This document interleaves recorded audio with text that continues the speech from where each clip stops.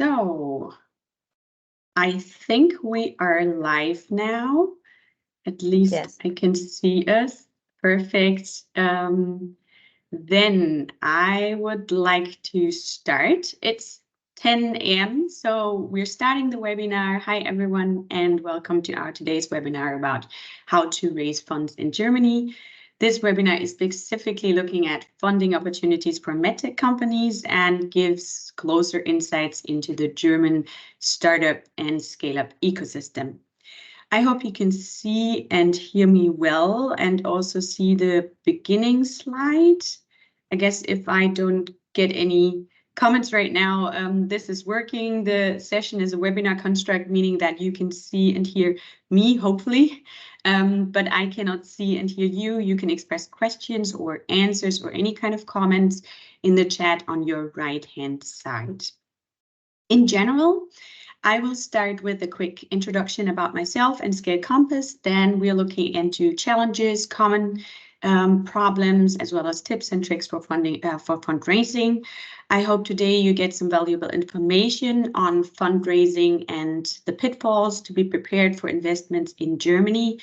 We will pass on some major experiences we have made during our journeys with our clients. And after my presentation, I will pass on to Timo Peter from GCF, who will dive deeper into the topic of fundings and investments. And in the end of the webinar, we have time for some questions. As I mentioned before, we are using the chat on the right-hand side.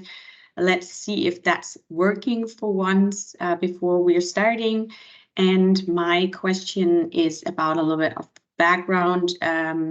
Maybe you can answer if you are already in the German market, meaning is your innovation already established in the German market, or did you even start out in the German market now seeking for funding, or are you new to the German market thinking about expanding?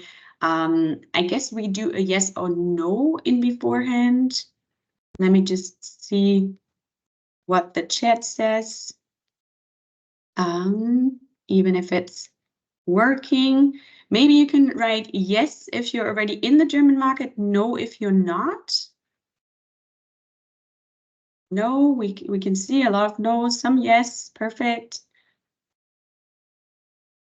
Yeah, no, not yet. Super. Okay, I can see that we have many different companies, businesses, people here, some that are already in the German market and seeking for funding, some that are looking into the German market. So now that we know that the chat works, feel free to ask questions over the chat whenever they pop up. If we don't see them, we're definitely gonna go back to them and answer them at the end of our presentation. So let's move on. This session will take about 50 minutes with the Q&A session over the chat following afterwards. It's about 10 minutes of my presentation, and then Timo comes with around a 35 to 40 minute presentation about investments. And afterwards, you will get the link to the recording as well as the opportunity to book a free consultation with Scale Compass. All right. Some very short words about me. I am Franziska Milan, Senior Key Account Manager for international clients at Scale Compass. We are bringing foreign companies into the German market, and I have a background of project management and event management, but now looking into business development of or for B2B companies since the last 4 years. Scale Compass is, as I said, accompanying businesses in many different industries and areas. We have had more than 60 clients that we brought into the German market from mainly Europe, Norway, UK, but also UK and Portugal, Spain, from basically also all over the world, and doing this since 6 years, helping with the first steps, but also focusing mostly on MedTech and mostly also on execution. So we're not the typical consultancy firm, but we're also doing the execution in sales, marketing, and event management. What I would like to start with is some simple reasons for seeking funds. So what we could see from the chat is there are a lot of companies or a lot of participants today that are foreign startups, foreign scale-ups, foreign companies that want to get funding. And there's different reasons why you would like to get funding, to get access to new markets, to increase credibility, diversify investor expertise, or grow your network. And with that said, I would like to start with the questions you might want to ask yourself and what to know before applying for funding.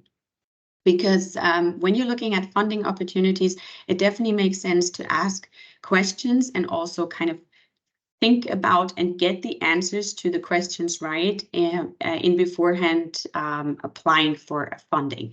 Meaning you would like to know, is there a market or general interest for my product, for my service, for my innovation in general? What are the market limitation challenges?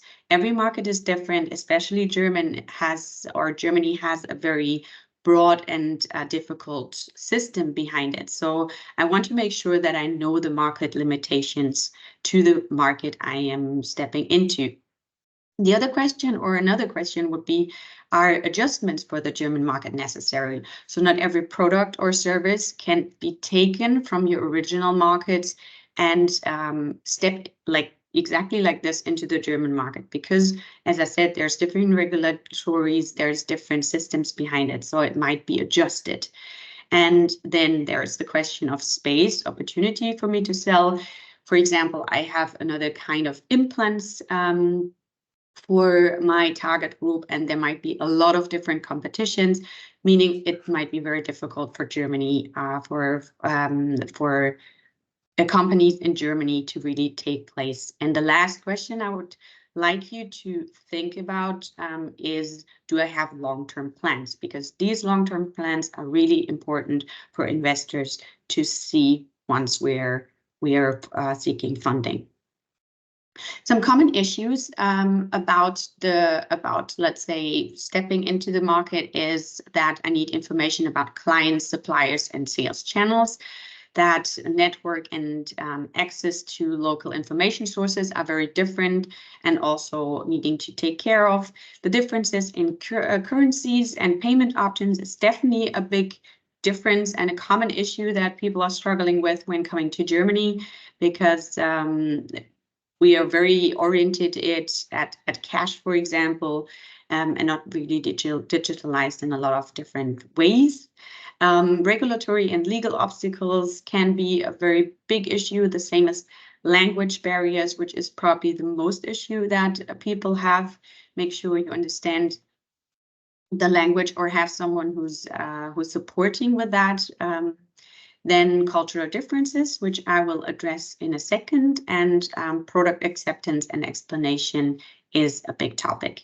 Because we're talking about MedTech companies today, there's the topic of reimbursement. I will not go into it super far, but this is an overview of possibilities for German reimbursement. It really depends on your product or your service or what you want to bring into the German market.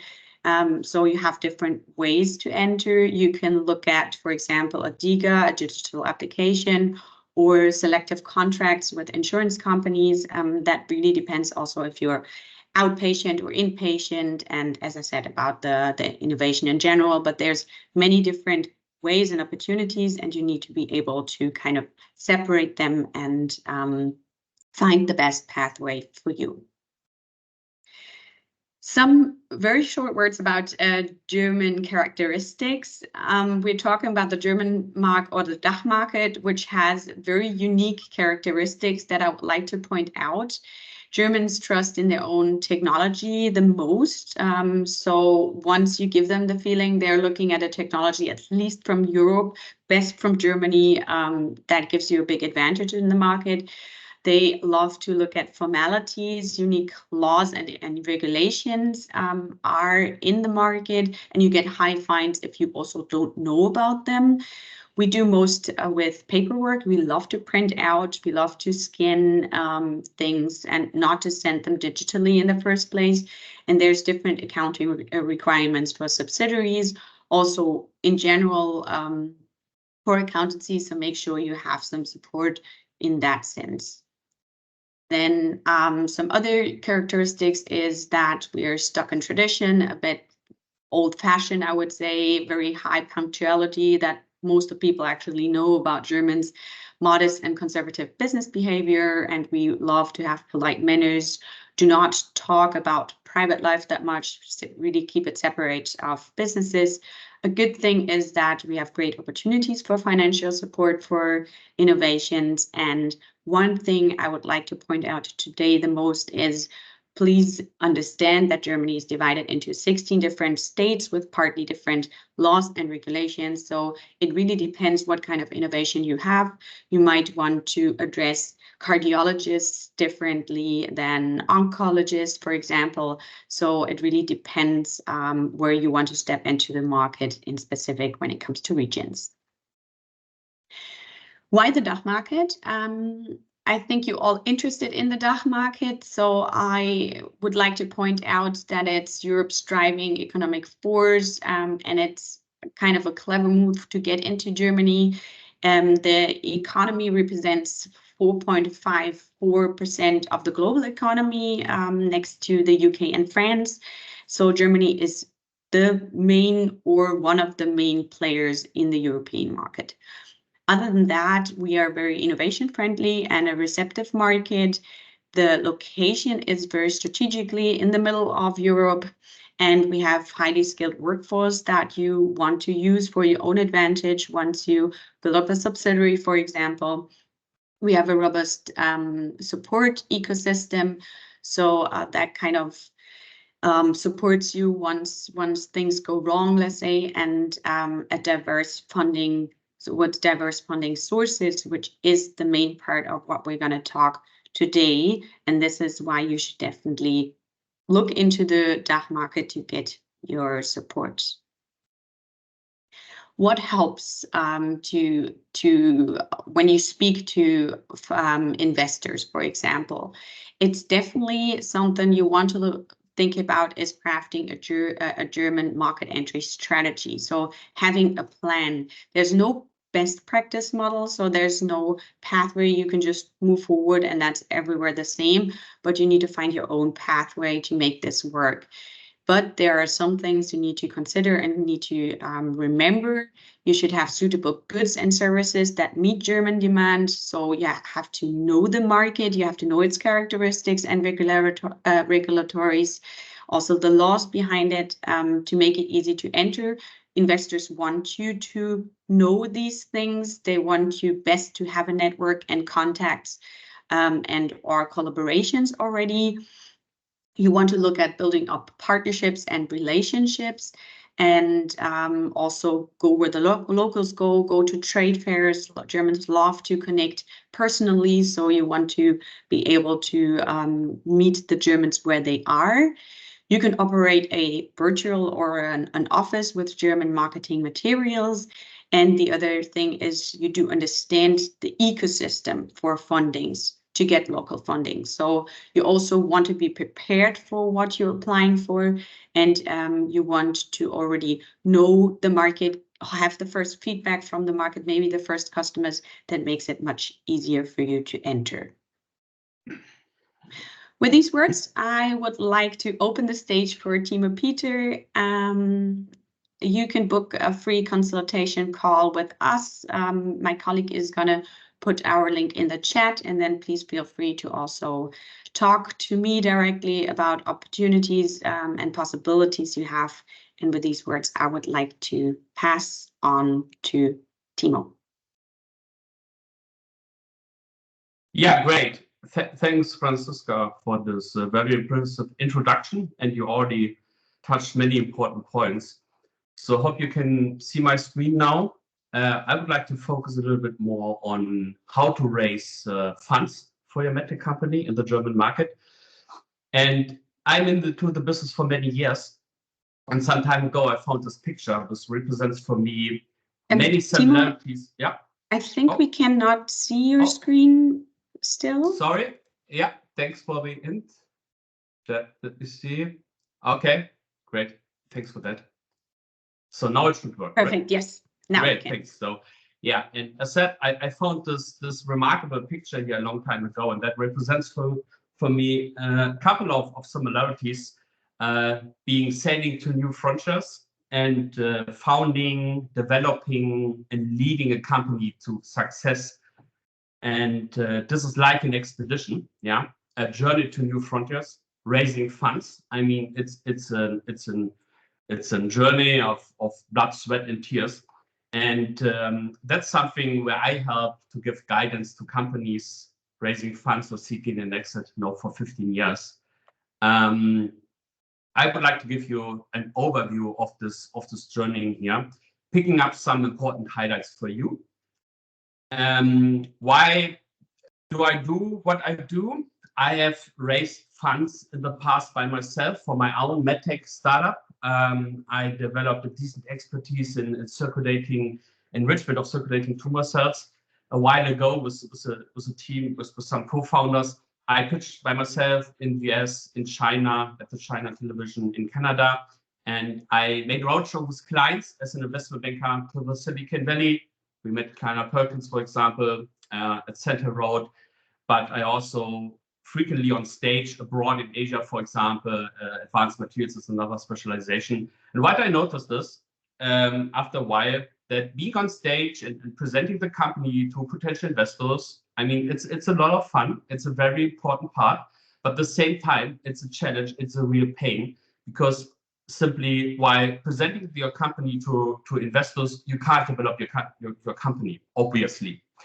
And that's the reason why my team and I at GCF are focusing on helping companies, because we have developed, let's say, a methodology, a procedure here to raise funds.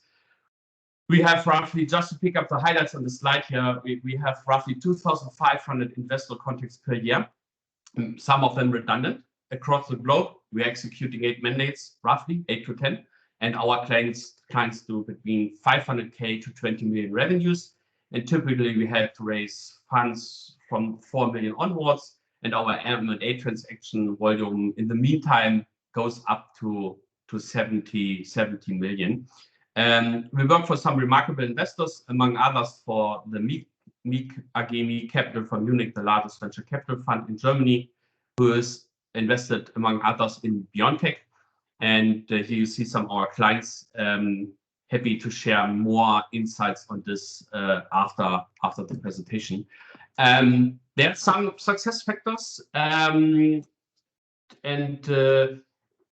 when you make a decision to go for an advisor like us, then you should check him carefully. And it's very important that you get the impression that you have a bold and diligent team, a team that is happy to dig in the dirt, as we prefer to say, and with sector expertise. So there should be a track record of transactions the team has executed in the past, and we have done some MedTech transactions in the past. Then you need good storytellers. It's all about the equity story. The equity story tells an investor why he should invest into your company. So you should be a storyteller, and that means the implication for you looking at your team that sometimes maybe not the CEO represents the company in front of investors, but maybe the person who is a good talker, yeah, who can really tell the story. That's something even US investors love is very much, and then we can really help to develop a crisp equity story. And what we do literally is we create a stage for you in front of the right investor that you can run your dog and pony show, present your company in the best possible way for 60 minutes, and then we do a follow-up, all the other things around in preparation and in following up. And we are with you until closing, first the signing, then the closing process, which will take some months. I will come back to the timeline a little bit later. And in heavy storm, always a good sense of humor is helpful, because there's always pain in the process, and you need a good esprit de corps, good sense of humor that helps. Here's one of our latest deals. We had to raise 3 million euro for a company from Hamburg.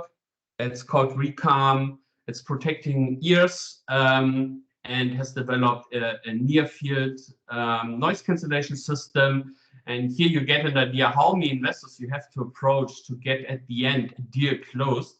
We have approached over 200 investors globally, and we had visitors from the US in Hamburg. At the end of the day, there were 5 investors. We met more closely and we had an in-depth discussion. We performed an initial due diligence, and finally 2 investors invested. So we formed a consortium consisting of Krone, that's investor, a strategic investor, and a financial investor from Switzerland. Sometimes this makes sense to combine investors. Here it's a very remarkable sentence. Startup financing is not just about raising funds. There's more behind. It's a holistic process which involves proper business planning, thoughtful growth targets, deciding business valuation, I mean, very important for you, as per the current market standards, and planning potential exit options for investors. There's a lot in it, and also Franziska told you many important things you have to cover while presenting your story, your company, you personally to investors. That are all very important points to observe. It's stated from Nucleus Partners, a very, very famous US investor. I mean, you know, all of these companies here, and the story behind these companies is they all have raised venture capital. It all started with a seed funding and then a Series A funding. And that's the reason, one success factor, that they have raised money from professional investors who not only contributed money, but also knowledge, experience, and access to even more money. So where did it begin? I'm focusing here on the stage from Series A onwards. And normally you have different stages. So Series A, B, C, D, amount of money increases. And this is the stage between the first funding, the seed capital, where you typically talk to business angels or family, friends, and fools, the 3 Fs. When you have achieved this, you should be close to break even. And when you're close to break even, then this is an indication that you should go for, most likely, for a larger portion of money. For Series A, suitable investors you will find are the VCs, the venture capital funds who are focused on young companies, balancing a high risk and a high potential earning in the future. Then you have corporate VCs. Nearly all DAX companies have venture arms where they invest into technology to get access to innovations, to people. You have family offices. A number of family offices increased over the past 10 years. Then you have sometimes high net worth individuals. There you need to build up a good relationship, like for the others as well, but especially if you talk to a person. Then venture debt, here in brackets, is a possibility, but that would mean that you have a stable cash flow and typically that you are positive results. This is something very big in the UK, not so much in Germany. We haven't done anything in venture debt, but this could be the first year now in 24 that we go for venture debt. And typically, you're yet not big enough for PEs, for private equity funds. Private equity funds are looking for very stable business with a stable cash flow. That's something that comes after late stage VC. So, and here some kind of a definition of VCs, and I would like to point this out a bit. I mean, a VC, that are professional money managers, not to say money makers. Yeah, they got capital provided, and then they invested as long as they can return it to their investors with a strong return in a reasonable amount of time. And I mean, as a rule of thumb, and maybe today it's even more aggressive. A VC fund tries to return 3 times the cash invested to its investors, and it tries to do this within 10 years. So the lifetime of a VC fund is typically 10 years and tries to achieve 3 times cash on cash, as we say, 3 times return to its investors. And you need to keep in mind when you talk to a partner at an investment fund, at a VC fund, then typically this partner is also contributed to the fund. I mean, if you're talking to a fund, VC fund with 150 million committed 150 million euro committed capital, then you can assume that the partner you're talking to has committed between 1 to 3 million by himself. So that he has also skin in the game. So keep this in mind, and I mean that shows you the importance that you talk to someone who will also invest a small portion of the amount by his own money. Here is an overview I found in the internet, and you see here the 20 most active VC investors globally. Interesting that you also have EIT Health here mentioned. They are very, very active. And then you also have the High-Tech Gründerfonds, the HTGF. That's a public investor for German companies. You would have to elaborate if they could here be also supportive for you. If you create a branch, for example, in Germany, that's something I don't know exactly.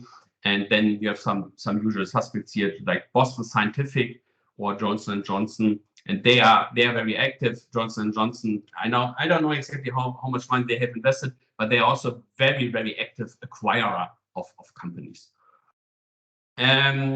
Question is always, am I in an interesting, attractive sector for a VC? Yeah, and is this juicy enough? And it's fair to say that MedTech always has been and will be more on the attractive side for VCs. Sure, at the moment on top you see Umwelt technology. At the moment, the big buzzword is sure clean tech, climate tech, and carbon capturing. Then you have software. Software always will be on top. And energy is very much related to clean tech because there's a lot of photovoltaic and energy storage in it. And interesting here, what's not mentioned, maybe included in software, is everything around KI and cryptocurrency. But with MedTech, I would say you're more you're more in an attractive sector than a non-attractive sector. This is gained from the business angels panel, but it also it's a questionnaire to VCs. And the question is raised once a quarter, and that changes slightly over time. So then we look a little bit more into the MedTech VC deal sector activity. Again, this is on a global base, or this is on a global base. And you see here, like for our other sectors, that the timing to raise funds is quite harsh. It's a very difficult sentiment, as we say. The total deal volume is half of 21. So before Corona, and also the number of deals went down by 50%. For 24, I mean, the outlook is where we look at is the interest rate. I thought that the interests are maybe going up slightly, but most likely they will decrease or stay at least stable. At the moment, we don't see really a bottom. So the funding volume still decreases month by month. And it's still a very difficult environment. And that means that you even need to present a really good story, good numbers. You need to present the success factors. I will talk about this a little bit later. And just that you know, we say it's all about timing. And that means the first thing you have to do is look out. Is it a good time to raise funds? And if you don't have to raise funds and there's a better sentiment, then try to get money from your existing shareholders, investors, try to go for grants. But if you need funds, a substantial portion, 4 to 5 million, I mean, then anyhow, you need to go out into the stormy sea. Here, I would like to share different categories of public investors and events. In the left column, you see some public investors. So I'm from Lower Saxony. So we have the Niedersachsen Bank, the Lower Saxony Bank. When you go to Bavaria, then there's Bayern Capital. And that are, I mean, from the federal states, let's say the venture capital institutions of federal states that typically co-invest with German investors, with a private investor from Germany. So private investor contributes 50%, then the main bank would contribute 50% as well, and then you have a funding round. At the bottom, you see the high-tech Gründerfonds. That's the largest VC investor. It's a public investor. He invests tax money and money from industrial companies like Lufthansa, BMW, Allianz Insurance across Germany. And I mean, you need to check. If you can apply for this money, because these institutions have a supportive character for German companies. And the minimum thing you would need is you need to create a branch here in Germany, and then maybe you're also applicable for money from those institutions. Very important are events.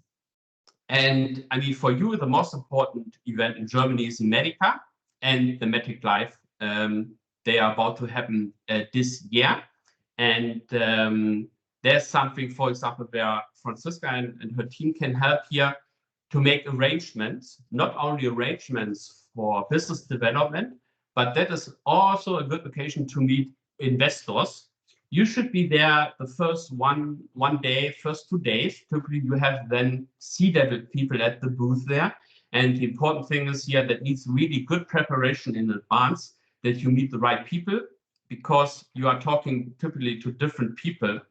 If you do business development, I mean, then you talk maybe to biz dev guys, to sales guys, to product managers, something like that. If you would like to seek money from a strategic player, and at the trade fairs, typically you have strategic players, then you need to talk to the management, to C-level, or maybe to someone who's responsible for corporate development. And those guys typically are there for the first day or first 2 days. And that needs some preparation. It's a heavy lift, but we do this frequently. We attended last year at the Medica, and we will again do this year. And also the Hannover Messe is a place to be. It's the largest industry trade fair in the world. There you have a startup area where you can apply, and then you can get a booth there. You can pitch on stage. There are also investors. So the company, the trade fair is developing this actively. And it's anyhow a good idea to go there, because you get a sense for the market, and you can talk to many people within 2 or 3 days. Then we have the events you most likely have heard of, investor founders events. So one of the most famous is the Bits and Pretzels in Munich. It's around the Oktoberfest, and I would say it's currently the largest event in Germany. And there you have all the important investors. So no one will miss this event. And this all needs preparation as well. So it does not make sense just to show up there and hoping to get in touch with people. The procedure is here, you need to get to know who is attending. You need to contact them before. And then you ask for a meeting, 15 minutes, so that you can do your elevator pitch, get him on the hook. And then you can have a video call 1 hour afterwards. Yeah. So it's high throughput. You have to be well prepared. And then you have a chance, and we have arranged this for our clients as well. You have a chance maybe to meet 5 investors per hour for 5-6 hours or so. I mean, and then you are wasted, but you can really make good use out of it. It's quite expensive, also the costs around because of the Oktoberfest, but it's definitely worth to go. And Slush is, I would say, most likely the largest investor event in Europe. This is so the European, let's say, the European equivalent to Bits and Pretzels, maybe a little bit more posh and more international, and definitely also worth to go. At the same time, we have in our different federal states in Germany also such events on a lower scale. For example, the high-tech venture days that is in Saxony, that will take take place in Dresden. I attended it with my own startup some while ago, and it's also worth to go. And maybe it's a good idea if you have picked up a federal state where you would like to found a branch or a production line or something like that, that you attend these events as well. It's less international audience, but typically you have many investors from Germany. They always send something to meet startups there, and you have speeches and pitches and so on. And then here are some relevant websites you should have a look at. I have to admit, I don't know really if they are available on English. You should check this, but this is very excellent. You have a search function. You can capture the latest gossip. You get a good sense what's going on in Germany in the investors crowd, what they talk about, who's successful. You can focus there on MedTech and get some pieces of worthwhile information. So coming to the fundraising process itself, so we divide it into 4 different steps: preparation, marketing, negotiation, and then agreement/closing. And you see from the timeline, I mean, maybe this is an important information for you. Typically, it takes, in a positive environment, roughly 9 months to close the fundraising when you start from scratch. 9 months. And at the current environment, it could happen that you need around 12 months. And this includes the support of an advisor like us. Yeah. So that's let's say more or less our standard timeline. It can vary a bit, but that's something you have to keep in mind, that it takes a lot of time to get this done. And you need to make sure, one thing you need to make sure is that you have enough financial firepower to survive and to finance this process, because it takes so much time. And what you would like to avoid is that an investor notice that you're running out of cash in 1 month or 2 months, because that puts him in a very strong position. So you should make sure that you even have at the end of the process enough dry powder. So it starts with the preparation. I mean, the first thing you prepare is typically a teaser or so-called executive summary and the cover letter. I would suggest that the teaser today, it's only a 1-pager, and the 1-pager you attach to an email, and in the email you have a very short, condensed, crisp cover letter, purely focusing on the main important things. And that's something you shoot out to the shortest of investors you have selected, and that makes sure that the investor can capture the whole thing in maybe 60 seconds. That's what you have. If you approach an investor, then you have maybe 60 seconds attention. You will increase the grade of attention, the level of attention, when you have met the investor before at one of the conferences. Yeah, a personal meeting will change everything. I mean, you need to keep in mind they get roughly 1,000 investment proposals on the table per year. Yeah, 3 a day. And you're somehow an alien to them. And the important thing is that makes a difference is get in touch with them first, talk to them, and then do a follow-up with them by email. But sometimes it's necessary to do a cold approach, and then you shoot an email, and maybe you're trying to get them on the phone before. We always talk to our contacts we have before we send an email.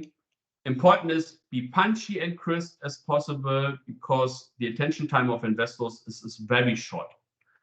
There you have an investor's deck, and here you will also find some topics Franziska already highlighted, so that's very important. So you need to make your thoughts about this.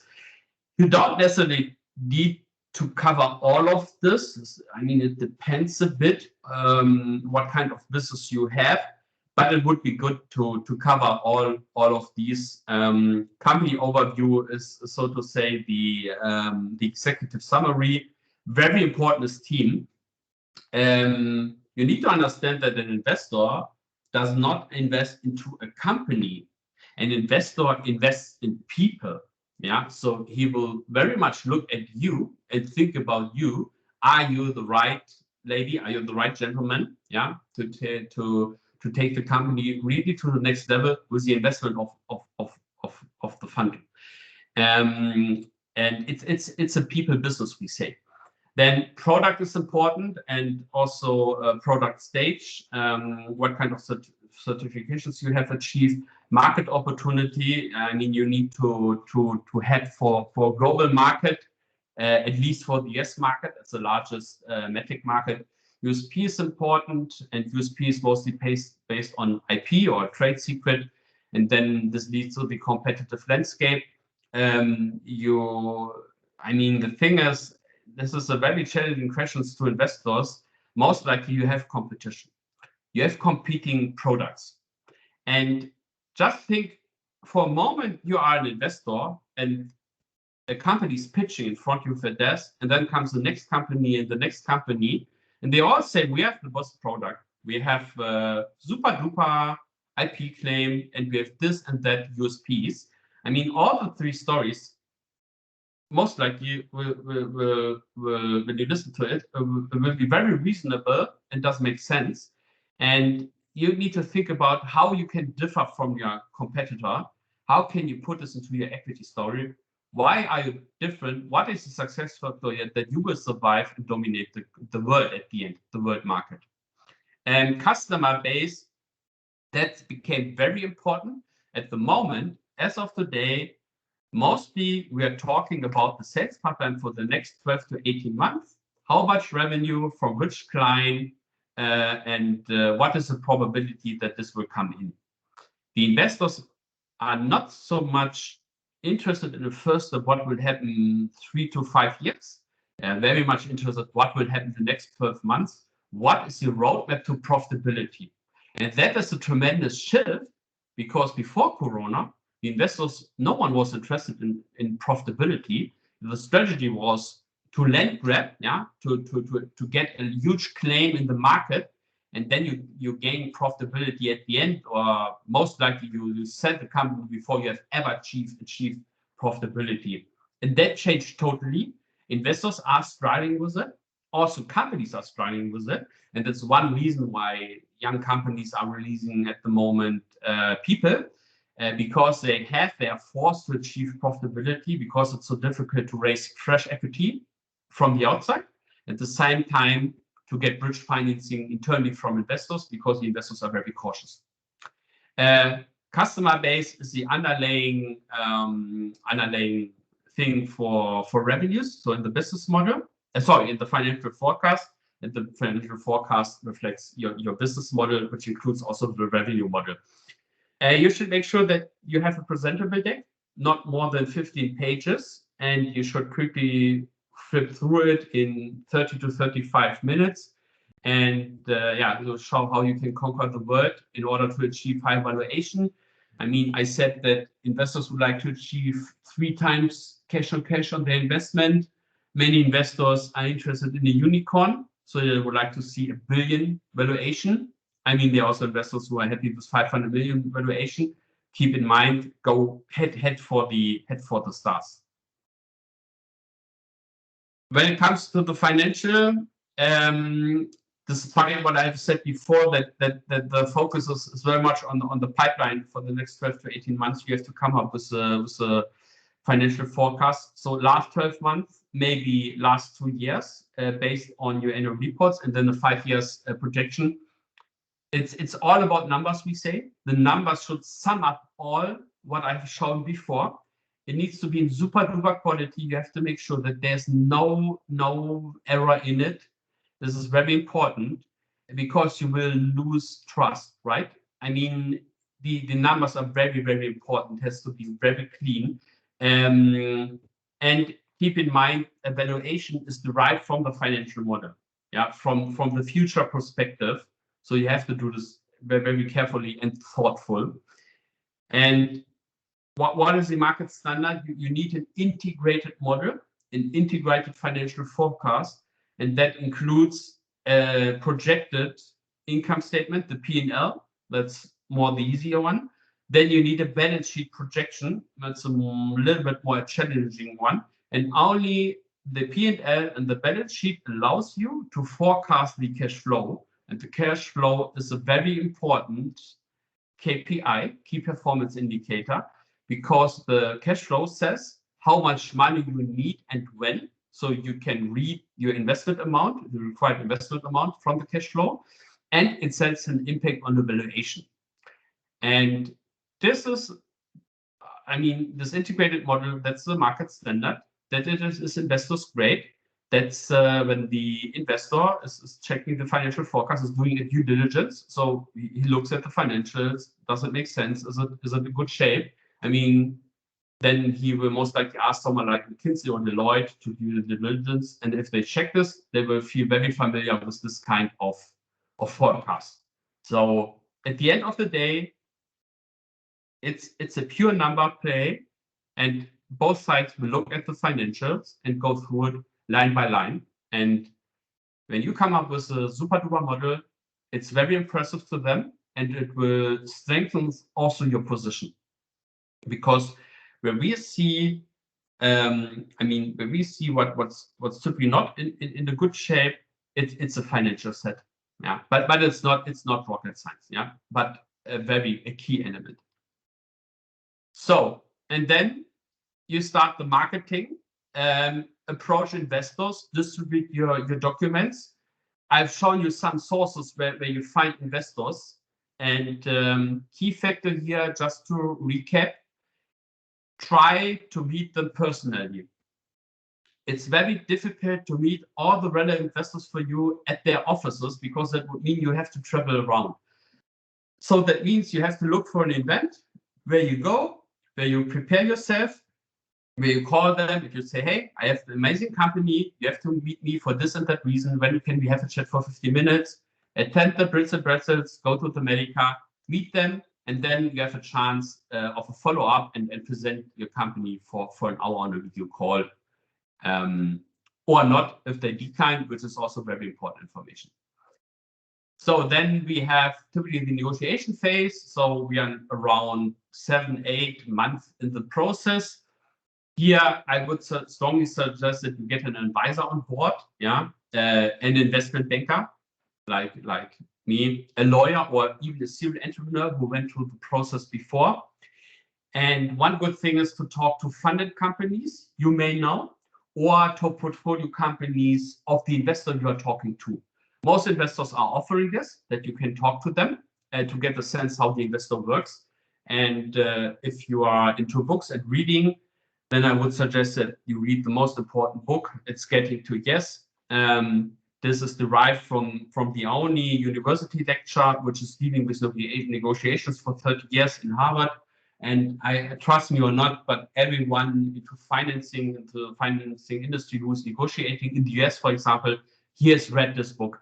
Yeah, it's the only evidence-based book about how to negotiate. It's very powerful. I mean, if you're interested,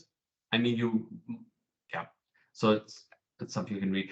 And then after the negotiation, then we come to the final agreement. And in the course of the negotiation, you will have most likely signed an NDA. And there's a tendency, especially at US investors, that they don't sign NDAs anymore. Typically in Deutschland, in Germany, they will sign it, and that protects your IP. And then you typically sign in the beginning of the negotiation phase a term sheet or a letter of intent. That is a non-legal binding pre-agreement, which highlights and fixes the most important terms and conditions. So, for example, investment. Who is the investor, for example? I mean, this is the investor, this is the amount of investment, that is the valuation, that's the time they need for the so-called due diligence, check your company, who will bear the costs for the due diligence, and then again, confidentiality. So you will sign this, and then the term sheet will become a master plan for the investment and shareholding agreement. That is the final document. So just to recap here, you do the marketing, you find 2-3 investors, you're negotiating with them. In the first step, then they put term sheets on the table. You take on 1 or 2 or 3 term sheets, or that will finally end in one term sheet. Sorry, I have to correct myself. At the end of the day, you have one term sheet. if you have 2 or 3 interested parties, there can be a situation that they come up with 3 term sheets, but at the end of the day, you have 1 term sheet signed by all investors or the investor. And while negotiating the investment sharing agreement, the legally binding final document, you perform this due diligence. That means you need a virtual data room where you put all the important information, the latest annual reports, information about your tax, details about the foundation of the company, anonymized information about the people you have hired. And at the end of the day, then you sign the investment sharing agreement at a German notary. So you have to sign this as a notary, and then you have to the second event, which is the closing, and the closing is when you receive the money from the investor. Sometimes it happens at the same day. That's what I had as well. Sometimes there are 2 to 4 weeks in between for smaller companies. Sometimes there are some so-called closing conditions you have to fulfill first. So, coming to a wrap up. So, some important points and additional information. So first of all, you have to align your decision-making unit, the so-called DMU, which means all people at your company who have shares or who are investors, who are decision makers, need to be aligned, and they all have to say, yes, we go for funding. We go for a funding round. We need to raise, or we would like to raise 5 million euros within the next 12 months from a German investor or a European investor. That's very important so that you can speak with one voice. Then the other thing, and that's something I assume that you became this, you have to become a Jedi Master in your specific subject. So you need to know the market, the ecosystem, the competition. You need to have a certain amount of predictiveness, what will happen in the future. So when the VC talks to you, he really has to believe that you are the absolute expert and you are a really strong believer. I mean, what can you do to become a Jedi Master? I mean, learning never stops us. Talk to industry experts and your network as much as possible. That's something I also telling to my students. I'm also a lecturer at university. And I mean, their ears are bleeding because every time I say, talk to industry experts, get challenged. Share your idea, share your product, share your business model, talk to them, get feedback, get intro to someone else. Maybe industry experts have also access to investors. The important thing, it's better to get challenged by an industry expert and by your existing network before the investor will challenge you in the meeting. Yeah, so questions will come up, you need a good solid answer, and you will become more powerful and more stronger. Condense all your knowledge in the pitch deck, in the management presentation. So very condensed, very crisp. Keep in mind 15, 16, 70 pages maybe, not more. And then when you start the marketing, talk to a broad range of investors as soon as possible. So, I mean, something I notice is that companies start too late raising funds because they don't have the information that it takes 9 to 12 months. And the important thing and the challenge is to do this simultaneously, because you would like to have all the investors you approach in the same stage, because the goal is to create competition, because competition means safety. When you have 2, 3 term sheets at the same time on the table, that creates a huge amount of safety, and it allows you to negotiate very tough on the valuation. And that's a little bit, yeah, not a challenge for us, but it sounds maybe like a challenge for you. I mean, to make sure that after 8, 9 months, you have at the same point in time multiple offers on the table. I mean, that's the trick. And to achieve this, you have to chase the investors in a nice and friendly way continuously. It's on a daily basis. And when you ask me how many investors you should approach as of today, I mean, I can tell you with a very high certainty, it shouldn't be less than 100 investors. Better be 150 investors to have 2 or 3 term sheets at the end of the day on the table. And that is the challenge I talked about in the beginning. I mean, now you understand that it's a very heavy lift to entertain and chase and lead investors to an escalation point. 150 investors for 9 months. I mean, the number goes down certainly, yeah. But to keep this alive, this is our daily job here. And focus. I mean, that's what Jeff Bezos says. It's very important also for your equity story, for example, to say, this is the killer application, this is my target market, that's where I would like to grow. Rather than showing five subsegments you can serve, really focus on one or two. That was also very early lessons learned for me while becoming an investment banker. I mean, that's something I learned really in the early days.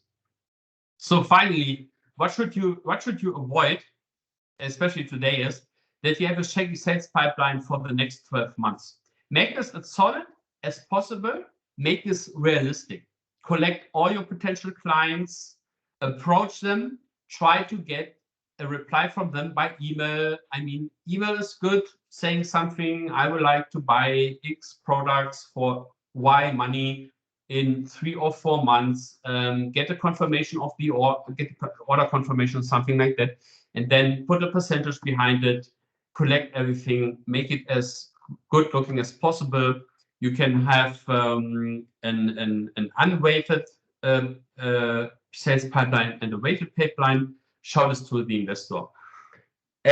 Scale is of importance. If you talk about world domination, then you need to show how you can scale your business also beyond Europe. I mean, Europe is Germany and Europe, a large MedTech market, but you definitely have to show how you would like to conquer the US, currently the largest market and much easier to enter than China.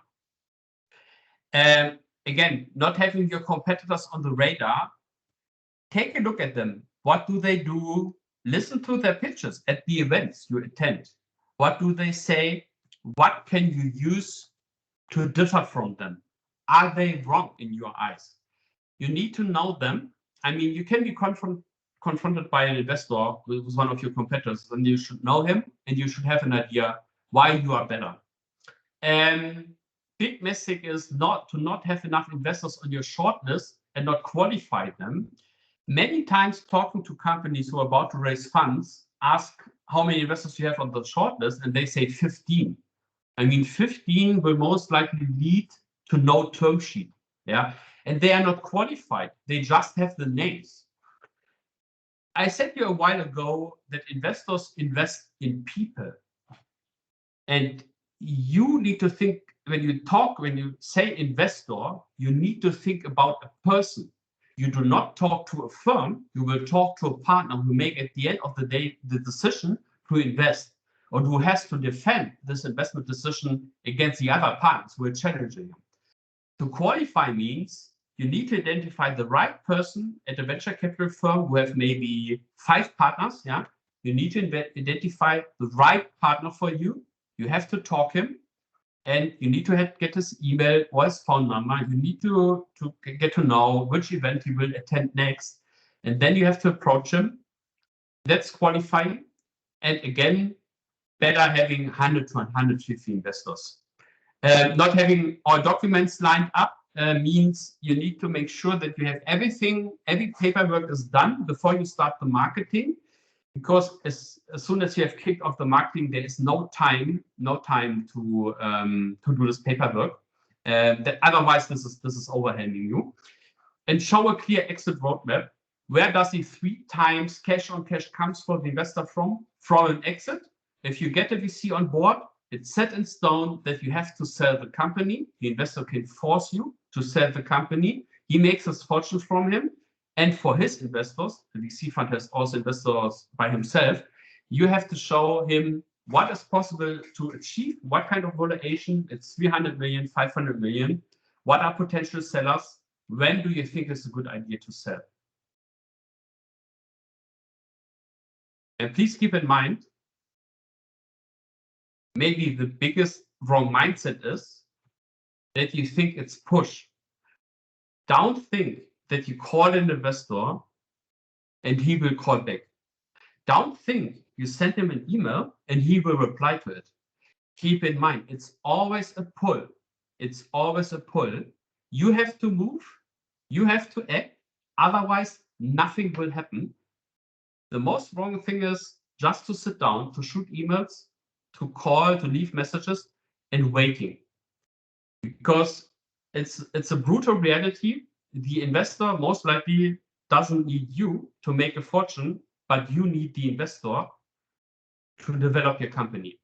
So you are always in the driving seat. You have to be in command of the process and driving this forward. You will be confronted with a lot of declines, and that's very normal. I mean, 90% declines. Sure, I said 150 investors, and at the end you have maybe three or two term sheets. So that means you have a decline rate of 97, 98%. I mean, that makes a difference between a professional and someone who gave up. Like Michael Jordan, and it's very impressive what he said. I mean, we see the success, we see the companies who have raised money, but it's difficult to see what is the effort behind that. And the important thing is to carry on. You have to carry on, stand up, and fight on, carry on. So, thanks for your attention. It was a pleasure talking to you. And you always have the chance to go back to me by email or give me a call. I'm happy to answer your more detailed question and give you shed more light on the fundraising process. Yeah, thanks. Thank you very much, Timo, for your presentation. I think that was very, very interesting for everyone to know what can come up and how to prepare. We are a little bit later than expected, but we have some people in the webinar anyway. Are there any open questions you want to ask to us directly? In case you see this recording again and you weren't be able to ask questions because we were a little bit late, please do not hesitate to ask us via email. You can also book an appointment, and I will get Timo into the call if there are specific questions about him, or write him directly. I think all is very welcome. We had one question before from Nikolaus, just after I started. How do you define being in the market? I think this was because of the first question I asked. Are you already in the market? I just as another answer to that, it's a good question. It was more like, are you already established in the market? Do you have an innovation that already sells? Do you have collaboration partners? Or contacts, or like actual customers already in the market. That was about being in the market, let's say. But I don't think right now there's any questions coming as far as I see.